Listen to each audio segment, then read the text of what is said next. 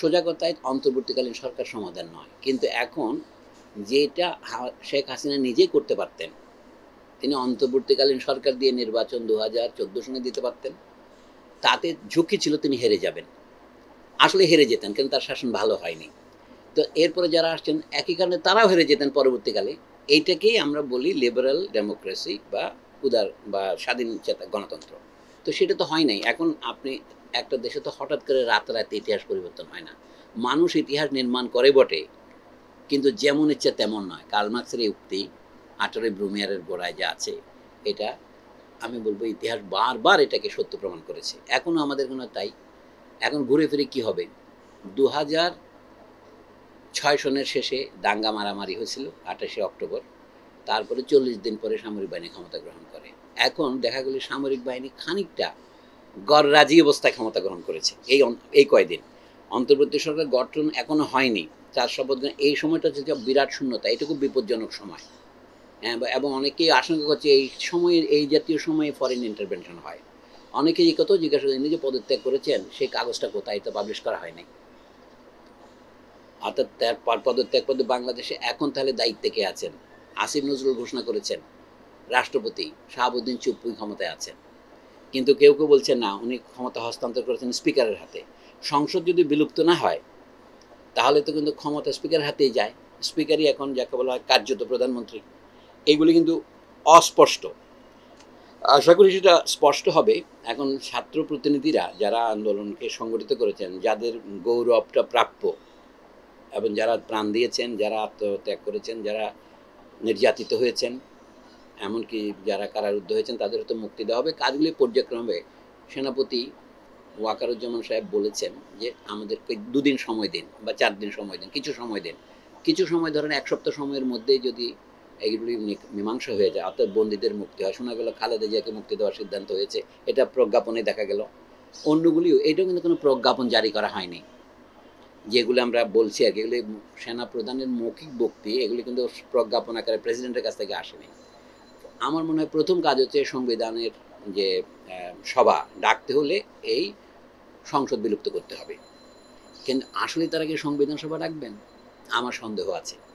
অন্তর্বর্তীকালীন সরকার না করে সংবিধান সভা করা যায়, কিন্তু এখন যে খেয়স, তাতে এটা করার সাহস কেউ নেবে না। সংবিধান সভা মানে তখন নানাজন নানা কথা বলবে। এখন একদল বলতেছে ডক্টর ইউনূসকে প্রধান উপদেষ্টা মনোনয়ন করেছে ছাত্র প্রতিনিধি, শুধু একজনের নাম দিয়েছে নাহিদ ইসলাম, কিন্তু আপনি কিন্তু ছাত্র প্রতিনিধি আরও 10 জন আরেকজনের নাম প্রস্তাব করবে, তখন কি হবে? বিপ্লব তার নিজের ছেলে মেয়েদের খেয়ে ফেলে। এই যে 158 জন কোঅর্ডিনেটর, এটা কি প্রমাণ করে? প্রমাণ করে যে আন্দোলন স্পন্টেনিয়াস, স্বতঃস্ফূর্ত। এটা একই সাথে প্রমাণ করে এই আন্দোলনের কোনো রাজনৈতিক চিন্তা নাই, এটা চিন্তাহীন বলা যেতে পারে, শুধু আবেগ নির্ভর। চিন্তা আছে কিনা প্রমাণিত হবে। যদি একটি চিন্তা থাকে না, কোঅর্ডিনেটিং ফোর্স হচ্ছে পিছন থেকে যারা করছে, যারা সামনে আসে নাই। তো এটার পিছনে দেখা যাচ্ছে এটা অকারণ নয় যে মার্কিন দেশের 20 জন সংসদ সদস্য, সেনেটর এবং কংগ্রেসম্যান মিলে তাদের পররাষ্ট্রমন্ত্রী অ্যান্টনি ব্লিংকনকে নির্দেশ দিয়েছেন যে আপনি এখানে ব্যবস্থা গ্রহণ করেন। কিন্তু এই নির্দেশগুলো সাধারণত দেওয়া হয় ব্যবস্থাটা গ্রহণ করার পরে, তাই না? তো সেই দিক থেকে মনে হয় যে এইটা পাশ্চাত্যের আশীর্বাদ নিয়ে ছাত্রদের আন্দোলন সফল হয়েছে। পাশ্চাত্যের আশীর্বাদের কারণে সফল হয়েছে বলছি না, আশীর্বাদ তো তাদের সঙ্গে আছে। এই জন্য দেখা যাচ্ছে ডক্টর ইউনূস আসছেন, আরও অনেকে আসবে। এটা যেহেতু একটা বিকশমান পরিস্থিতি, আমাদের বেশি মন্তব্য না করাই ভালো। এখানে যাদের নাম ভেসে বেড়াচ্ছে এগুলো অধিকাংশই হচ্ছে ভুয়া নাম, কল্পনা নির্ভর, এর কোনো বাস্তব ভিত্তি নেই। আর এত বড় উপদেষ্টা পরিষদেরও দরকার নেই। উপদেষ্টা পরিষদের সদস্য সংখ্যা আগে যেমন ছিল 10 জন মতো হলেই যথেষ্ট হয়, কারণ কাজ তো করে বিশাল আমলাতন্ত্র, তাই না?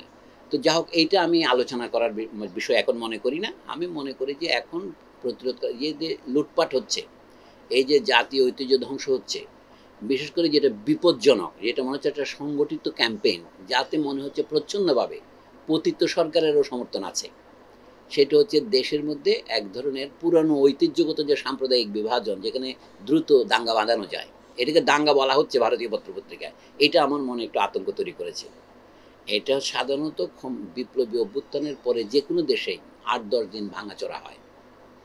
রুশ দেশে ক্ষমতা হস্তান্তর করতে যার কাছ থেকে ক্ষমতা প্রথমবার নেওয়া হয়েছিল অনেক দিন লেগেছিল, দ্বিতীয়বারেও 10 দিন লেগেছিল। আর ক্যারেনস্কি সরকারের কাছ থেকে লেনিনের সরকারের কাছে ক্ষমতা আসে 10 দিন। সেই জন্য জন রিডের বিখ্যাত বই 10 days that shook the world, দুনিয়া কাঁপানো 10 দিন। বাংলাদেশের সেদিক থেকে আমি যে এখানে রিয়েলি দুনিয়া কাঁপানো 10 দিন হয়েছে, আগে তো মারধর হয়েছেই, সেটা হচ্ছে 31শে জুলাই থেকে 5ই আগস্ট পর্যন্ত, এই 6 দিন, এটা এক সপ্তাহ। ঢাকাতে আপনি আন্দোলনের ব্যাপ্তি জুন থেকে শুরু করতে পারেন, কারণ আন্দোলন তো কেন 2018 সনে হয়েছিল, সেইটা বলতে 2013 সনে হয়েছিল, সবগুলির অবদান আছে। এটা হচ্ছে একটা সম্মিলিত বিস্ফোরণ। এই বিস্ফোরণের জন্য আমি মনে করি এককভাবে শেখ হাসিনা দায়ী এবং আওয়ামী লীগ নেতৃত্ব, তার যে দুই একজন বিশ্বস্ত প্রতিনিধি ওবায়দুল কাদের অথবা হাসান মাহমুদ এই জাতীয়, এতেই প্রমাণিত যে ধরনের লোকদের দিয়ে তিনি পার্টির প্রতিনিধিত্ব করিয়েছেন, সরকারের প্রতিনিধিত্ব করিয়েছেন, এবং তার যে বুদ্ধি খুব বেশি সেটার একটা প্রমাণ। তিনি তার অপেক্ষাকৃত বুদ্ধিমান সহকর্মী যারা আমু, ইনু, মেনন, এদেরকে কেন বাদ দিলেন? অর্থাৎ তিনি এমন যেতে জিতেছেন 2024 সালের নির্বাচনে, তার ওদের আর দরকার নেই। এতে আমি বুঝতে পারলাম তার সম্পর্কে লোকে যতই প্রশংসা করুন না কেন, তিনি আসলেই বলতে গেলে অতি উচ্চশিক্ষিত, তিনি আমাদের মতো অশিক্ষিত নন। সেই কারণেই তার এই পতন। এখন এই বিপর্যয়কে ব্যবহার করে যে তিনি আবার ক্ষমতায় আসার চেষ্টা করবেন, সেটা করছেন। মফস্বলের খবর কিন্তু খুব বিপজ্জনক। আমাকে কালকে অনেকেই কবি, হ্যাঁ, অনেকে আমাকে কল করেছেন যে স্যার আমরা তো আক্রান্ত, আমাদের এলাকা তো এখনও যারা একবারে জেনুইন খাঁটি মুক্তিযোদ্ধা শহীদ পরিবার, তাদেরকেও এখন আগুন দিচ্ছে ওই অঞ্চলের জামাত, ওই অঞ্চলের বিএনপিরা। আমি উদাহরণ দিতে পারি, যে এলাকায় আমার জন্ম সেখানে মহেশখালীতে কালারমাঠ ছাড়া বলে একটা ইউনিয়ন আছে, সেখানে একজন মোহাম্মদ হোসেন বলে এক বৃদ্ধ লোক আছেন, যার বাবা শহীদ হয়েছিলেন মুক্তিযুদ্ধে, তার বয়স এখন 80-র মতো। ওই বাড়ি নাকি পোড়াই দিয়েছে আমি শুনলাম। এটা একটা বিচ্ছিন্নতা, সর্বত্র থানা পুড়িয়ে দিচ্ছে। এইটা বিপ্লবী নৈরাজ্য যেটা বলে, সেটা হলে আমি মানে বুঝে নেওয়া মানে ক্ষমা করে দেব।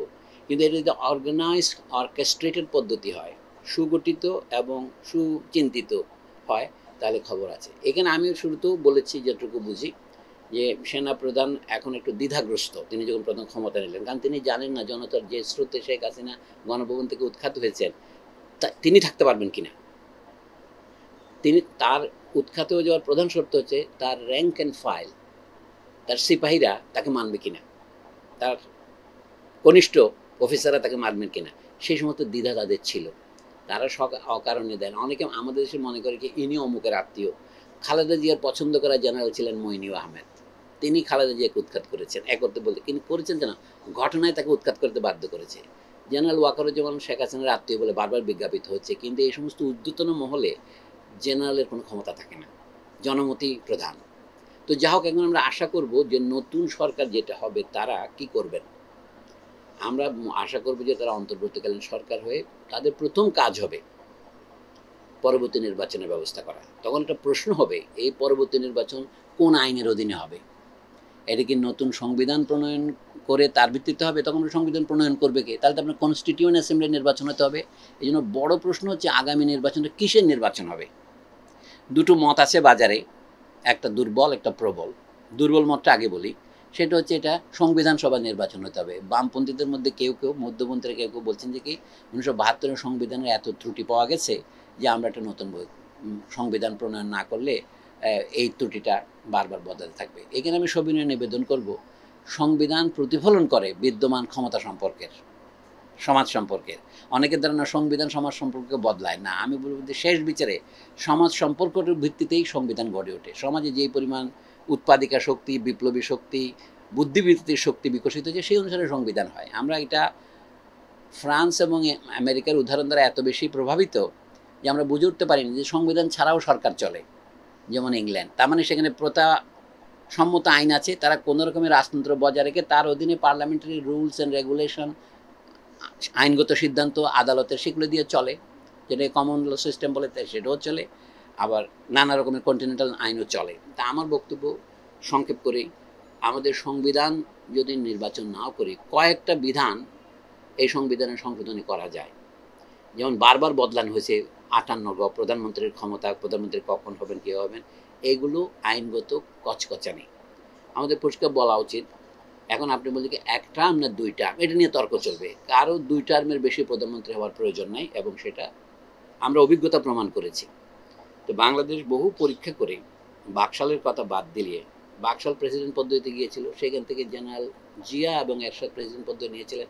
90-এর পর থেকে আমরা আবার প্রধানমন্ত্রী পদ্ধতিতে আসলাম, কিন্তু দেখা যাচ্ছে প্রেসিডেন্ট বা প্রধানমন্ত্রী বড় কথা নয়, ডিক্টেটর যে কোনো ফর্মে ডিক্টেটর হতে পারেন, এমনকি প্রধান উপদেষ্টাও ডিক্টেটর হতে পারেন না। ক্ষমতার নেচারই এমন যে সেটা কেন্দ্রীয় ভবনের দিকে যায়।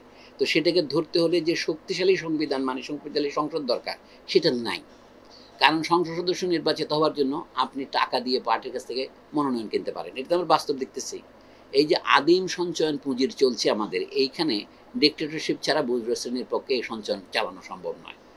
সুতরাং আমাদের যেটাকে বলে উইশফুল থিঙ্কিং, আমরা আপন মনের মাধুরী মিশিয়ে যে সংবিধান রচনা করছি, এটা তো হবে না। এই জন্য বলে এখন প্রবল যুক্তিটা কি? প্রবল যুক্তি হচ্ছে আগে যেভাবে নির্বাচন হয়েছে, পঞ্চবার্ষিক নির্বাচন বাংলাদেশে, সেরকম একটা নির্বাচন হোক। এবং বাংলাদেশ থেকে নির্বাচনকে এত কিছু, আমি আরেকটা প্রস্তাব করতে, এই নির্বাচন পঞ্চবার্ষিক হওয়ার দরকারটা কি? নির্বাচন ত্রিবার্ষিক করলে অসুবিধা কি? কারণ এই জনগণের পয়সায় তো, আর নির্বাচন ব্যবস্থা যদি আপনি সত্যি ত্রুটিমুক্ত করতে চান, যে জাল ভোট, সেটা তো করতে 100 টেকনিক্যাল পদ্ধতি আছে। লোকে তো পোস্ট অফিসের মাধ্যমে ভোট দিতে পারে বিভিন্ন দেশে, তাই না? এখানেও যদি আপনি যে জাতীয় পরিচয়পত্র দিচ্ছেন, এটা যদি বই দেন জাতীয় পরিচয়, যার টাকা সেই তো তোলে ব্যাংক থেকে, তোলে না? তো সেরকম ভোট নিজে স্বাক্ষর ছাড়া কেউ তুলতে পারে না, স্বাক্ষর বা টিপসই। যদি কেউ ভুল প্রমাণিত হয়, এটা জাতির ভোট বাতিল হয়ে যাবে। এইভাবে করলে সম্পূর্ণ নির্ভুল ভোট আদায় করা যায়। আর ভোট, আমরা আজকে ভোটের এক নির্দিষ্ট দিন করতে হবে কেন? ভোট হবে মাসব্যাপী। অর্থাৎ আমি যদি ভোট না দিয়ে থাকি, পরের দিনকে আমি ভোট দেব। এখন লাইন ধরে যে মারামারি হয় ভোটের দিন, এই কারণে যদি আপনি ভোট দেন, আমরা 1 সপ্তাহ ধরে ভোট দিতে পারবো। যার ভোট দেওয়া হবে ব্যাংকে টাকা তোলার মতো, আপনার আইডি টিপসই ইত্যাদি মিলে মিলে ভোট দেবেন। অর্থাৎ ভোটকে যদি নির্ভুল করতে চায়, 101টি পদ্ধতি আছে যাতে যার ভোট সে ছাড়া কেউ দিতে পারবে না। তাহলে কিন্তু জনমত, অথবা মার্কিন দেশের মতো দেশে যেটা হয় কি, জনমত জরিপ করে বোঝা যায় কে এগিয়ে আছে কে পিছিয়ে আছে, এটা বারবার বদলায়।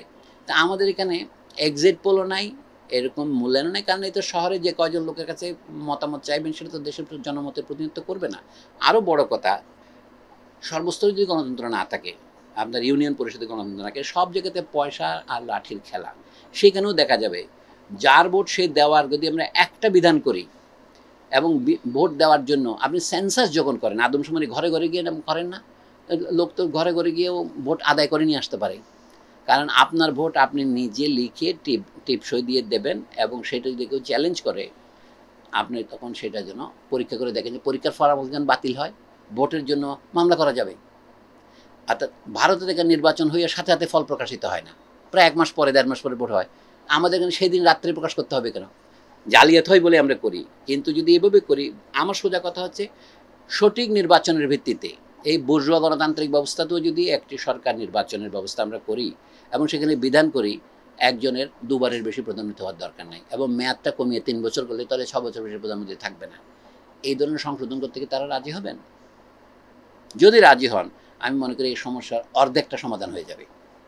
তারপরে মনে হবে যে তাহলে এটা এই বিড়াল মানে মেয় ধরবে কে, বিড়ালের গলায় ঘন্টা বাঁধবেটা কে? এইটাই হচ্ছে অন্তর্বর্তীকালীন সরকারের দায়িত্ব। কিন্তু অন্তর্বর্তী সরকার তো একটা কন্ট্রাডিক্টরি কথা, তার তো ম্যান্ডেট নাই, সে এত মৌলিক পরিবর্তন করতে পারবে না। তাহলে যে নির্বাচন হবে, সে নির্বাচন হওয়ার পরে তারা এটাকে সংবিধান সভা রূপান্তরিত করতে পারে। আইনে সব কিছু করা যায়, অর্থাৎ আইনটা হচ্ছে জনগণের ইচ্ছার বহিঃপ্রকাশ। তো সেই হিসেবে আমি মনে করি আমাদের উচিত এখন যে কথা থেকে কেন্দ্রীভূত করতে চাই, গত সমস্যা এত হত্যাকাণ্ডের কারণ যথাসময়ে সঠিকভাবে নির্বাচনটা না হওয়া। ছলে বলে কৌশলে ক্ষমতা ধরে রাখার জন্য শেখ হাসিনা সংবিধান সংশোধন থেকে শুরু করে যেগুলি করেছেন, এগুলি না করলেও কিন্তু রক্তপাত হতো না, এই 4 সংশোধনী। এখন আমরা জানি যে অন্তর্বর্তীকালীন সরকার, যেটাকে তত্ত্বাবধায়ক সরকার বলা হতো, সেটা করার ফলে হচ্ছে কি দেশের বিচার বিভাগটাও ভেঙে পড়েছে। আচ্ছা, এখন সেটা লুপ্ত করলাম, এখন কি বিচার বিভাগ ঠিক আছে? না হলে এই 3 দিনে ব্যাংক, বিমা প্রতিষ্ঠান, শিক্ষা প্রতিষ্ঠান বন্ধ করা, সরকারি অফিস বন্ধ করা যথেষ্ট হয় নাই, আদালতও বন্ধ রাখতে হয়েছে। এবং সুপ্রিম কোর্টের সর্বোচ্চ বিচারকের বাসা লুট হয়ে গেছে, এবং বিচারকদের গাড়ি ভাঙা হয়েছে, এখন বিচারকরা ঘরে থাকতে পারছে না। এটা কি প্রমাণ করে? যে বিচারালয়ের নিরপেক্ষতা ছিল সংবিধানের মোটামুটি গ্যারান্টি, একটা তো কর্তৃপক্ষ থাকতে হবে, সেটাকেও হাসিনা নষ্ট করেছে। হাসিনা নামটা নিচ্ছে কেন, এটাকে আমি হাসিনা হাইফেন খালেদা বললে কোনো অসুবিধা হতো না। তবে খালেদারা যেটা করেছিলেন, তারা ভুয়া ভোটার তালিকা করেছিলেন, তো ওইটার ছুতোতে গিয়ে আওয়ামী লীগ একেবারে অন্তর্বর্তীকালীন সরকার ব্যবস্থা বাতিল করে দিয়েছেন। আমরা যে সোজা কথায় ক্ষমতায় থাকার জন্য অজনপ্রিয় বা জনসমর্থনহীন সরকার যে সমস্ত বিধান রচনা করেছেন এগুলি বদলাতে হবে। সংবাদ, ফিচার ও অনুষ্ঠানের জন্য ভিজিট করুন সংবাদ প্রকাশের ওয়েবসাইট এবং যুক্ত থাকুন ফেসবুক পেজ ও ইউটিউব চ্যানেলের সঙ্গে।